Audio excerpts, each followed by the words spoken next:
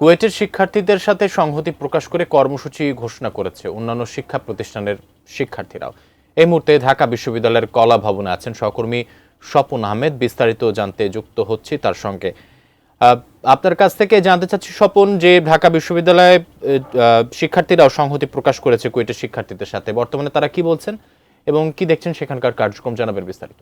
যেমনটি এর আগেও সংবাদে আমি বলছিলাম যে খুলনা প্রকৌশলী বিশ্ববিদ্যালয়ে যে ঘটনাটি ঘটছে, অর্থাৎ ভিসির পদত্যাগের দাবিতে বেশ কয়েকজন শিক্ষার্থী তারা আমরণ অনশন করছে। এই ঘটনার প্রেক্ষিতে কিন্তু ঢাকা বিশ্ববিদ্যালয়ের সাধারণ শিক্ষার্থী, বুয়েটের সাধারণ শিক্ষার্থী, একই সাথে জগন্নাথ বিশ্ববিদ্যালয় এবং ঢাকা কলেজের শিক্ষার্থীরা তারাও কিন্তু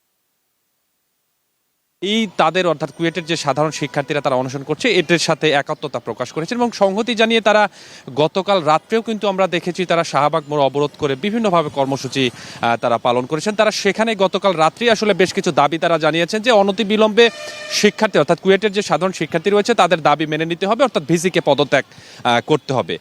এর ধারাবাহিকতায় আজকে কিন্তু বেশ কিছু কর্মসূচি তারা রেখেছিলেন, অর্থাৎ সকাল থেকে বিভিন্ন বিশ্ববিদ্যালয় কলেজের ক্লাস বর্জনের একটি কর্মসূচি রাখা হয়েছিল। যদিও আমরা ঢাকা বিশ্ববিদ্যালয়ের বিভিন্ন বিভাগে দেখেছি আসলে স্বাভাবিকভাবেই ক্লাস পরীক্ষা আসলে চলছে। যদিও শিক্ষার্থীদের সাথে কথা বলছি, তারা বলছেন যে যেহেতু বিষয়টি আসলে ঘোষণা দেওয়া হয়েছিল রাত্রের দিকে, অনেক শিক্ষার্থী হয়তো বিষয়টি জানেন না, এই কারণে হয়তো এই জিনিসটা বা এই কর্মসূচিটা বাস্তবায়ন হয়নি। তবে এই কুয়েটের শিক্ষার্থীদের সাথে সংহতি জানিয়ে কিন্তু সারা দিনব্যাপী আসলে বেশ কিছু কর্মসূচি রাখা হয়েছে, অর্থাৎ বিকালের দিকে রাজু ভাস্কর্যের সামনে সমাবেশ করা হবে, মিছিল করা হবে এবং সেখান থেকে বেশ কিছু দাবির বিষয়ে হয়তো নতুন কর্মসূচি আসতে পারে। তো আমরা কিছুক্ষণ আগেই রাজু ভাস্কর্যের সামনে যেটি দেখলাম যে বাংলাদেশ গণতান্ত্রিক ছাত্র সংসদের পক্ষ থেকে কুয়েটের শিক্ষার্থীদের সাথে সংহতি জানিয়ে গতকাল রাতকে থেকে আসলে 16 জন শিক্ষার্থী তারা সেখানে গণ অনশন পালন করছে।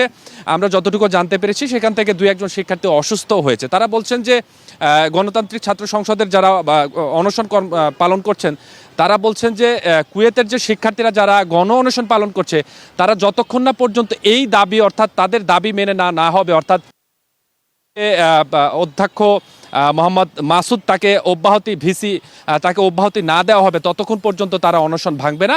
এবং এই ধারাবাহিকতায় তারাও এটি বলছেন যে কুয়েটের শিক্ষার্থীরা যতক্ষণ পর্যন্ত অনশন পালন করবে তারাও আসলে ততক্ষণ পর্যন্ত অনশন পালন করবেন।